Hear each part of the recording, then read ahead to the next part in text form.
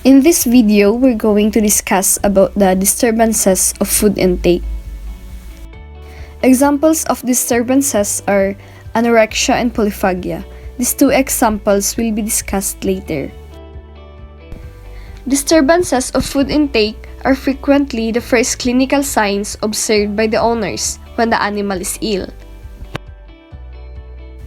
Owners tend to be very observant of their animals at mealtime, since most people associate a good appetite with good health.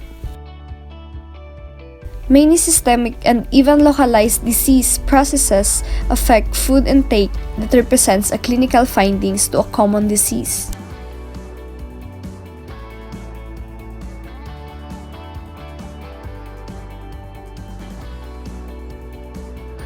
To approach this problem, one should understand how food intake is regulated in the normal animal.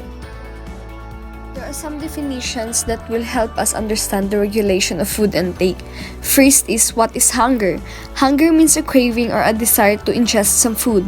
In animal, even if the stomach is removed, the apparent sensations of hunger still occur and the animal still searches for an adequate food supply. Next is appetite. In animals, appetite and hunger are often used as synonymous terms. However, appetite only means hunger for specific foods. Thus, appetite reflects quality of food while hunger reflects quantity of food intake.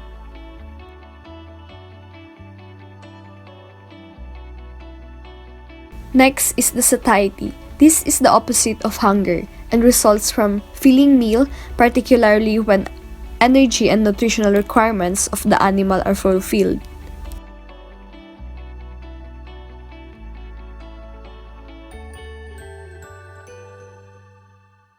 So, in the regulation of food intake, basically there are three hypothalamic nuclei that are involved.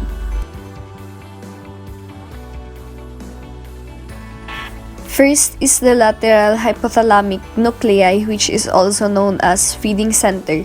This nucleus regulates amount of food that is taken. Second nucleus is the ventromedial nucleus, which is also known as satiety center. This nucleus regulates our satiety that makes us feel we need to take large amount of food. Next is the arcuate nucleus. This arcuate nucleus controls the ventromedial nucleus, and through it controls the hypothalamic nuclei. The relation is something like this. Lateral hypothalamic nuclei is inhibited by the ventromedial nucleus, and the arcuate nucleus controls the ventromedial nucleus both by stimulating and inhibiting by secreting variety of substances. The substances that are released by the arcuate nucleus will be discussed. So, let me ask you a question. This puppy here looks hungry or full, but we cannot really tell by looking at his face. We will have to look at the level of the hormones in his bloodstream. The part of your brain that tells you whether you're hungry or not is your hypothalamus.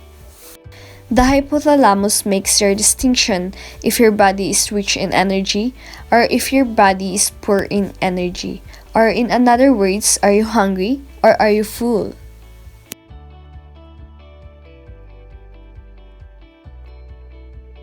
Just imagine the amount of your glucose in your blood is high. That means you have to release a hormone called insulin.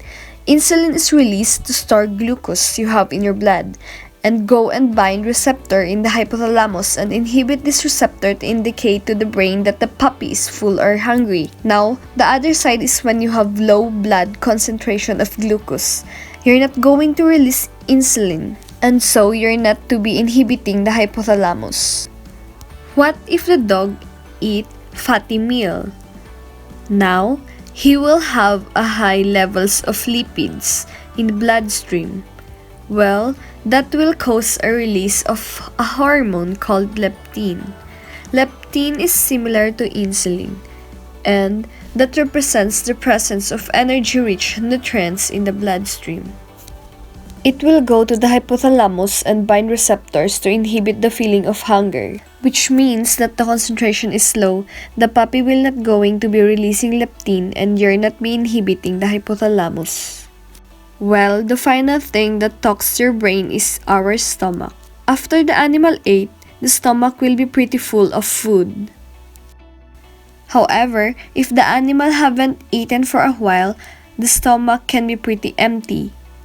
And if the stomach is empty, it will start stalking, like it starts making noises and actually starts to grow. And if you listen carefully, the stomach is actually saying ghrelin, which it happens to be the name of hormone that is released by arcuate nucleus into the bloodstream and tells the hypothalamus that the animal is hungry and motivates the animal to find some food.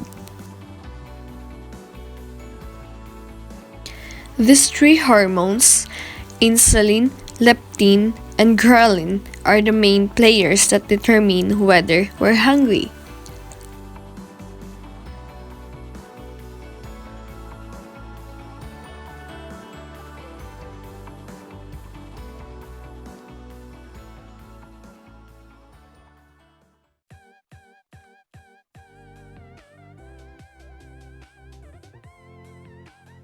Now we're going to discuss about the hypothalamic centers of hunger and satiety.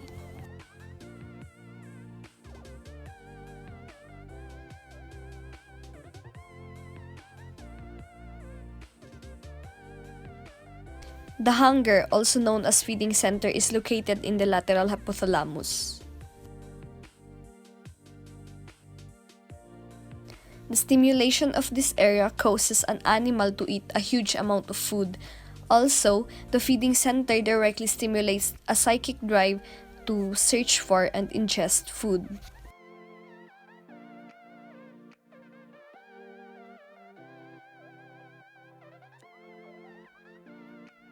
The stimulation of the ventromedial nuclei of the hypothalamus causes a complete satiety, even in the presence of stimuli that would normally incite hunger. It is believed that the satiety center primarily inhibits the feeding center. This is to assure that there is a continuous supply of food to the body. Now, let's discuss about the examples of disturbances. First is anorexia. So, anorexia is the lack of or disinterest in the ingestion of food. In clinical terms, total anorexia is pathologic absence of hunger. Its presence is associated with many disease processes that either directly inhibit or suppress activity in the hunger center, or maybe it stimulate or increase activity in the satiety center. Anorexia may be partial or complete, pathologic, physiologic, or psychologic.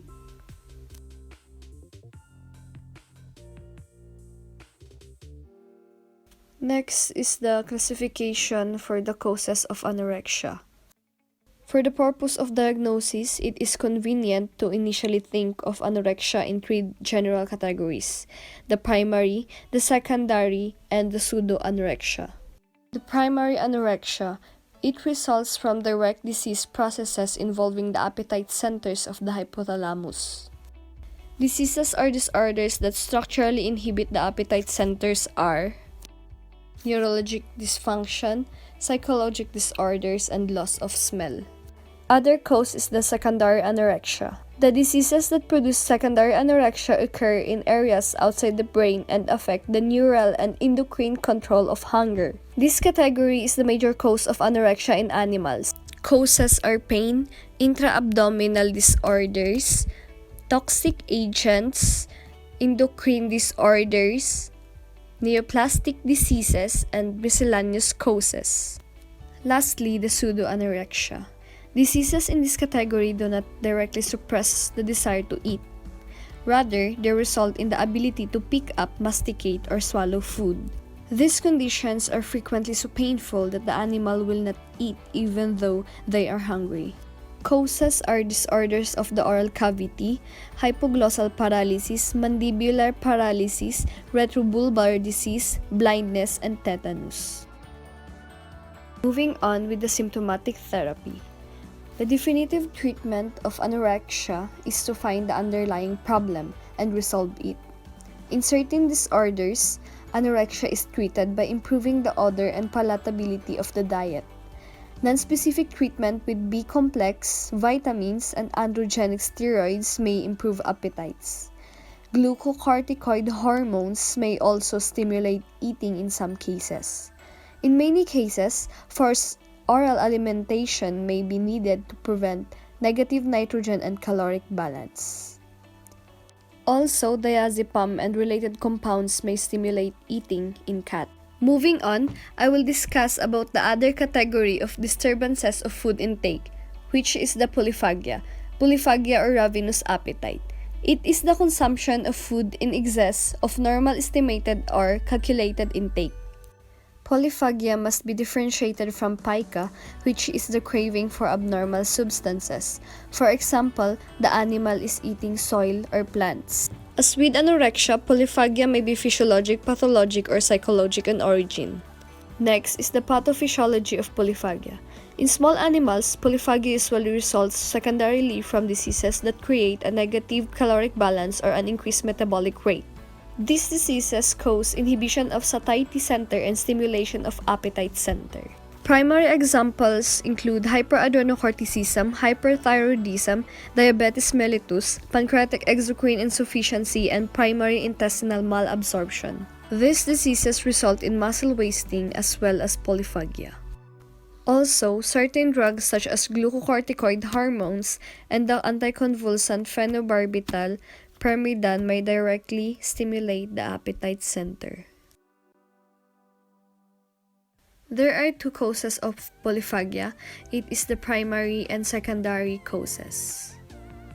Primary polyphagias are disorders that directly destroy the satiety center in the brainstem and result in severe obesity. Causes includes neoplasia, trauma, infection, overfeeding that leads to obesity. Secondary causes which includes hyperthyroidism, diabetes mellitus, hypoglycemia, low-calorie diet, anticonvulsants, glucocorticoid hormones, pancreatic exocrine insufficiency, and malabsorption syndrome. Secondary causes of polyphagia are most common. Symptomatic therapy for polyphagia.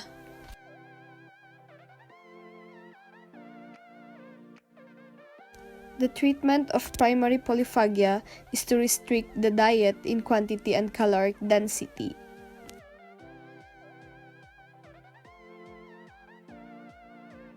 And if you want your dog will lose its weight, a good exercise program must be followed. And for the treatment of secondary polyphagia, it is the removal of the primary cause.